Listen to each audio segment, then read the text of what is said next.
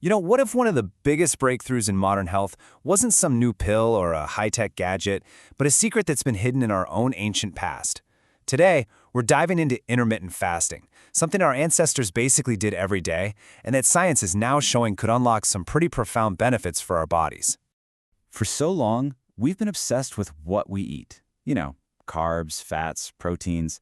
But what if the real key, the game changer, isn't what's on our plate, but what's on the clock?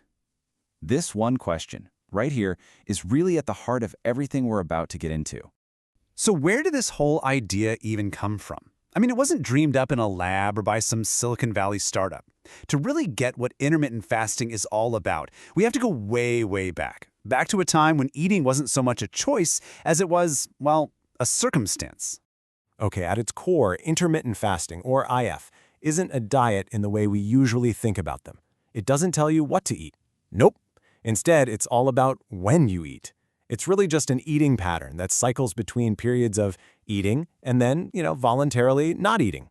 And this totally reframes the whole idea of fasting, doesn't it? It's not some modern biohack. It's more like a return to our factory settings. Our ancestors didn't have a pantry full of snacks. Their bodies were literally built for this feast and famine cycle. And that pressure, over millions of years, created these powerful ways for us to not just survive without food, but to actually thrive. So how are people doing this today? Well, the most popular approach is probably the 16-8 method. You fast for 16 hours and then have an 8-hour window to eat. For a lot of people, that just means skipping breakfast.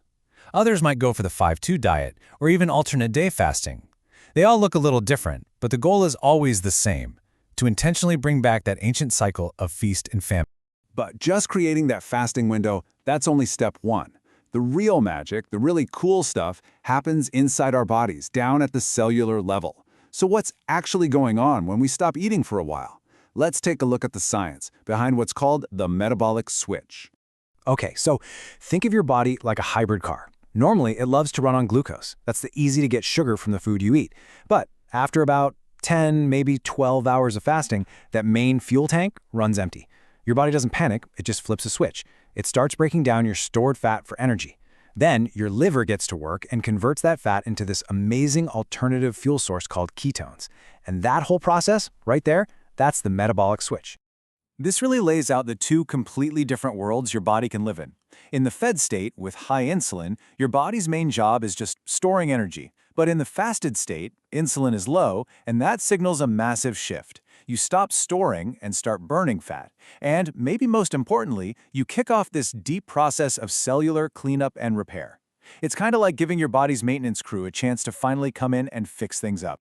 And these ketones, they are not just regular fuel. As the research points out, they're like a super premium, high-octane energy source that the body specifically saves for its most important players, the brain, the heart, and your muscles. And that simple fact, well, it has some huge health implications.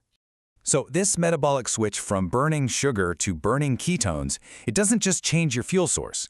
It actually triggers this whole cascade of downstream effects. So let's get into the potential health benefits that have researchers so excited. The evidence is probably strongest when it comes to our heart and metabolic health. Study after study shows that IF can improve insulin sensitivity, which is absolutely key for preventing type 2 diabetes, and can lower a whole bunch of risk factors for heart disease, like blood pressure and that so-called bad LDL cholesterol. It really does seem to give our entire metabolic system a much-needed tune-up.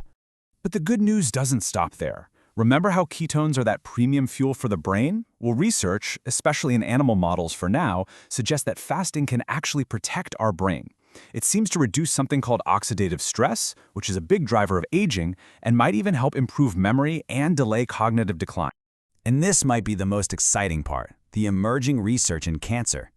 The theory goes something like this. Many types of cancer cells are absolutely ravenous for glucose. They need sugar to grow. So fasting might create an environment that essentially starves them of their favorite food. This could potentially slow their growth and, amazingly, might even make them more vulnerable to treatments like chemo. All right, now let's zoom out a bit. Because the effects of fasting aren't just about fuel. It's also about rhythm and about the trillions of tiny organisms that are living inside of us. This is where it gets really, really interesting. So we're back to this question, but now with a totally new layer of meaning. It turns out our bodies are designed to do very different things at different times of the day, and they're all governed by these internal clocks. You see, it's not just your brain that has a 24-hour clock. Pretty much every organ, from your liver to your pancreas, has its own daily rhythm. They're all primed to digest food during the day and then switch over to repair mode at night. When we eat really late, it's like asking our digestive system to run a marathon when it's supposed to be sleeping. It creates this kind of metabolic jet lag, and intermittent fasting can be a super powerful way to get all those internal clocks back in sync. And this sense of rhythm goes all the way down into our gut. The trillions of bacteria that make up our microbiome, yep, they have daily cycles too. Giving our gut a prolonged rest period each and every day doesn't just give it a break. It can actually reshape that whole community of bacteria, helping the good guys to flourish and lowering overall inflammation. So, we've seen all this incredible potential, but it is absolutely essential to have a balanced perspective here. Like any powerful intervention, intermittent fasting isn't without its own risks or things you need to consider. This is the big practical question, isn't it? The science is so promising, but is it a universal solution for everybody? The short answer, based on the research, is a pretty clear no. Context is everything here. So it's crucial to be smart about this. First off, most of the human studies are still pretty short-term. We definitely need more long-term research. Also, it is not a magic bullet. What you eat in your eating window still matters, a lot. And maybe most importantly, this is just not for everyone. For some people, it can be risky, so talking with your doctor before you make any big changes is always the smartest first step. But to wrap all this up, I want to leave you with this really powerful quote from one of the sources. It just puts the potential of this whole practice into perspective. When you think about the wide-ranging effects on insulin, on blood pressure, cellular repair, inflammation, it's pretty easy to see why scientists are so excited about this. Which leaves us with one final thought.